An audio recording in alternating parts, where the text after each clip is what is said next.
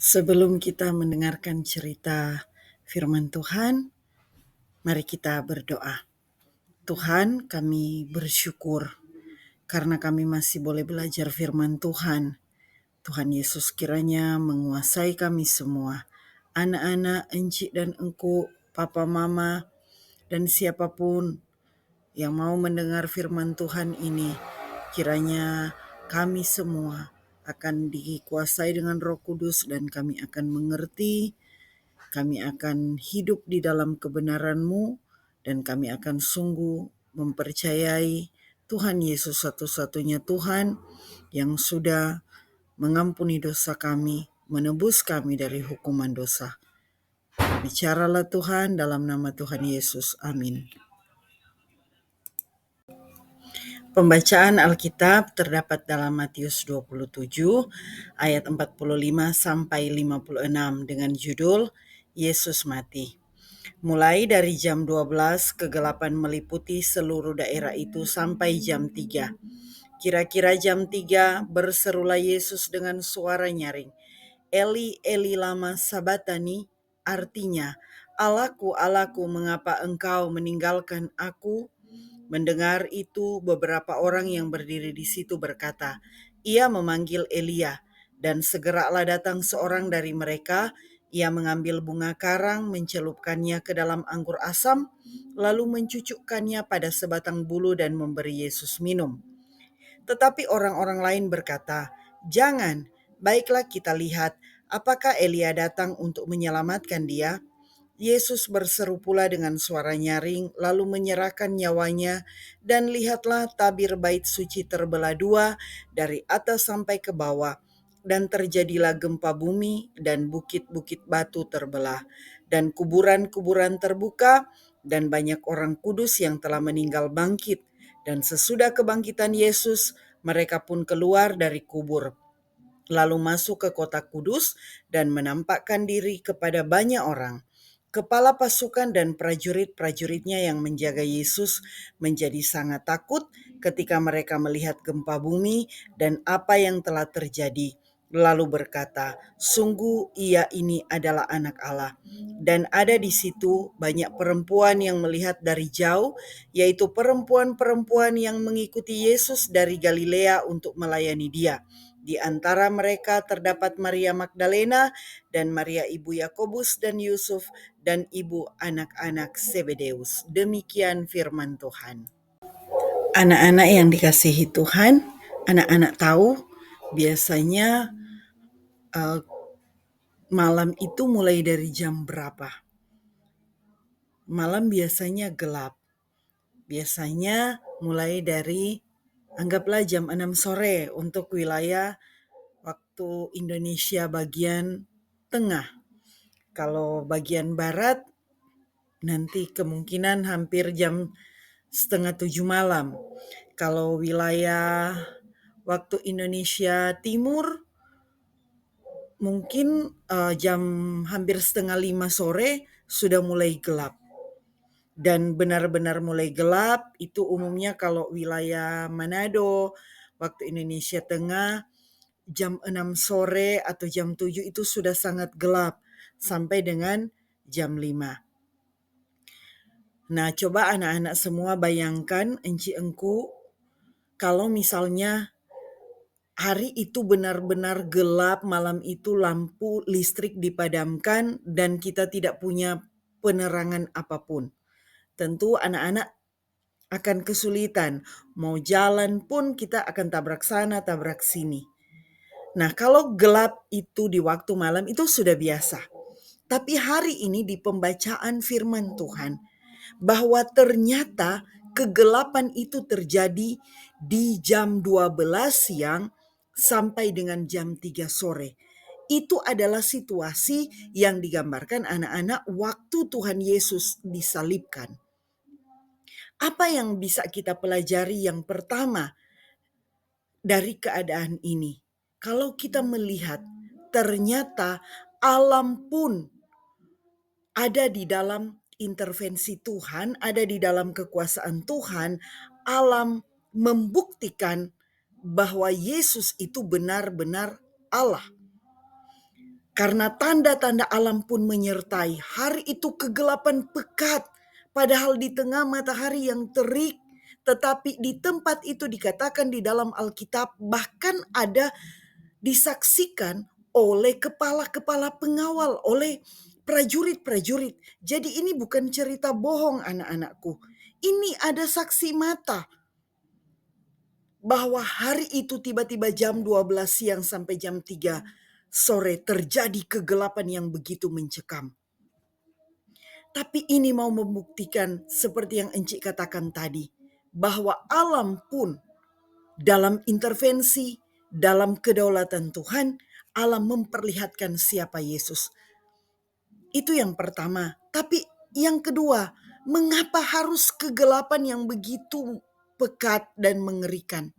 Tahukah kalian, kegelapan melambangkan kuasa kegelapan, melambangkan kuasa dosa, melambangkan kuasa maut. Hari itu di atas kayu salib, Tuhan Yesus tidak memperkatakan apapun. Hari itu Yesus yang adalah Allah, namun dia telah mengosongkan dirinya, dia menjadi manusia sama seperti kita. Tapi ingat, Yesus manusia yang tidak berbuat dosa. Itu bedanya dengan anak-anak dan Enci. Bedanya dengan Tuhan Yesus. Dan hari itu Tuhan Yesus sedang menanggung semua dosa-dosa kita.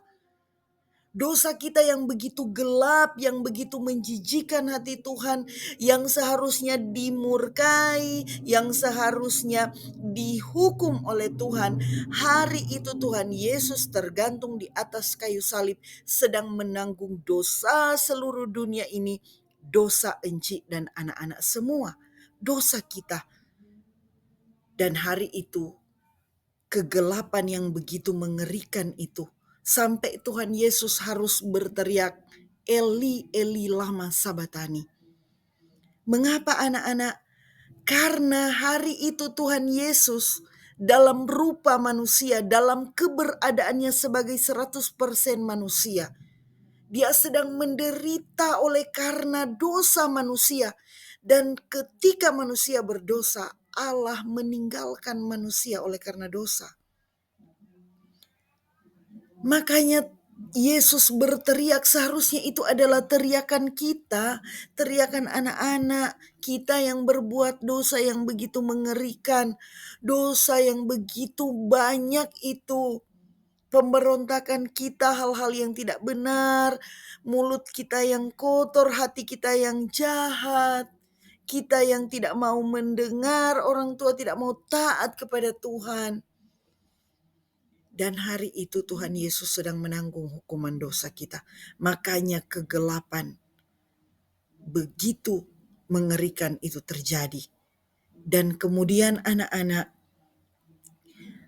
Tuhan Yesus pun, tanda kedua Allah memperlihatkan ketika Tuhan Yesus di atas kayu salib itu, tabir bait suci terbelah.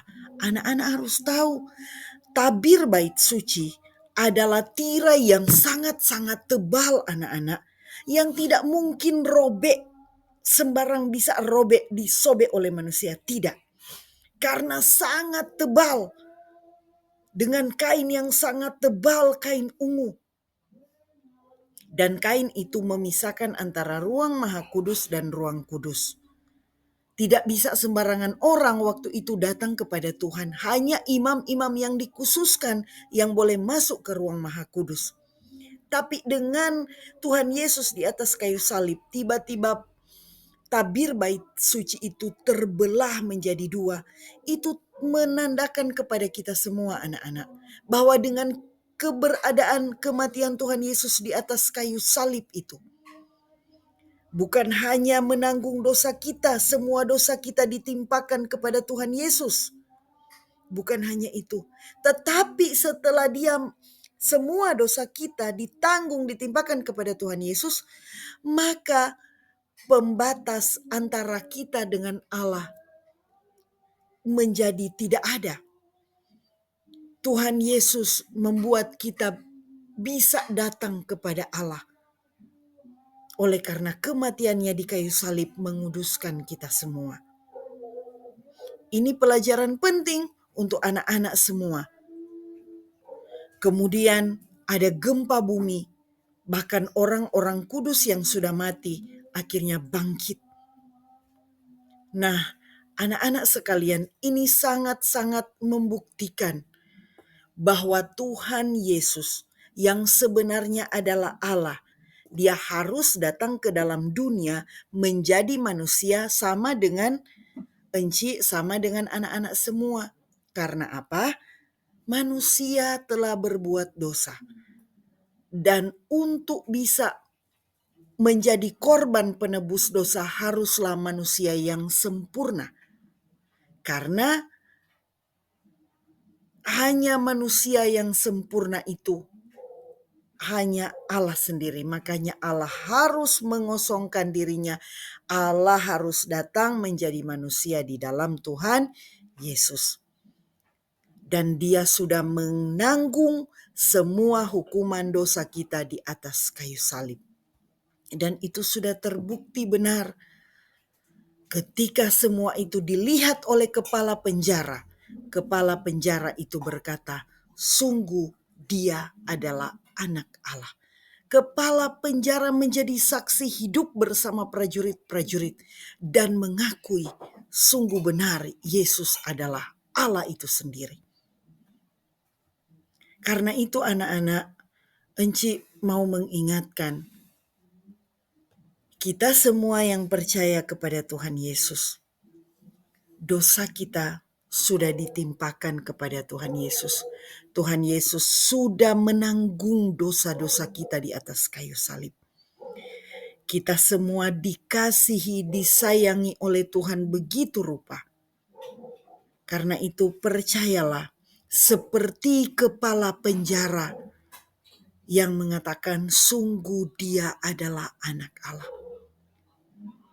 Anak-anak pun harus percaya sungguh-sungguh. Harus percaya sebenar-benarnya bahwa Tuhan Yesus benar-benar Allah. Dan hanya dialah yang dapat mengampuni dosa. Tidak ada Allah yang lain. Dan itu dilakukannya karena Tuhan Yesus mengasihi Enci, mengasihi anak-anak semua, mengasihi dunia ini. Sehingga dia rela untuk menjalani siksaan salib itu. Menjalani penderitaan itu, penderitaan karena dosa manusia, supaya kita yang percaya kepada Tuhan Yesus beroleh kelepasan, penebusan, pembebasan dari hukuman dosa. Dan yang terakhir, tetaplah setia, seperti wanita-wanita yang ada di dalam pembacaan tadi. Murid-murid boleh menyangkal Tuhan Yesus. Yudas menjual Tuhan Yesus, Petrus menyangkal, murid-murid lain lari karena ketakutan. Tapi wanita-wanita ini tetap setia mengikut Tuhan sampai di atas kayu salib. Mereka mengikut Tuhan dengan setia. Anak-anak pun, enci-enci, ingatlah, hanya melalui Tuhan Yesus saja dosa bisa ditebus. Hanya di dalam Tuhan Yesus kita boleh mendapatkan kelepasan dari hukuman kekal. Jadi setialah seperti wanita-wanita tadi. Jangan pernah tinggalkan Tuhan Yesus. Tetap setia apapun anak-anak hadapi. Apapun enci engku hadapi. Tetaplah setia kepada Tuhan Yesus. Mengiring Tuhan Yesus. Karena ingat, Ia sudah mengasihi anak-anak semua. Tuhan Yesus mengasihi kita semua sampai rela untuk memberikan dirinya menggantikan kita. Sebab Dia adalah benar-benar Allah. Tuhan Yesus memberkati kita semua. Amin.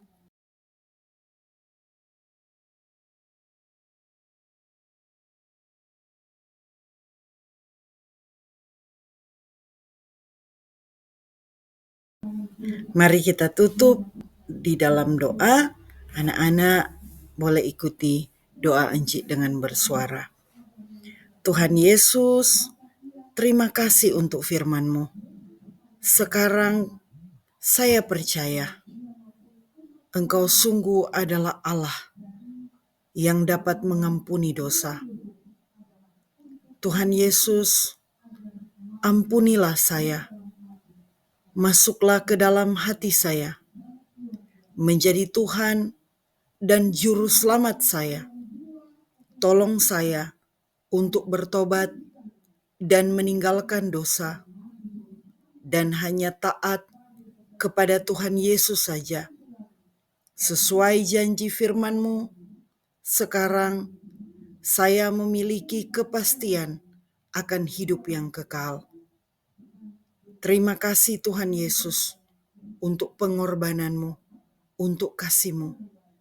Tolong saya untuk terus mengingat dan akan terus setia, mengiring Tuhan, mengikut Tuhan, dan hidup menyenangkan Engkau. Di dalam nama Tuhan Yesus. Amin.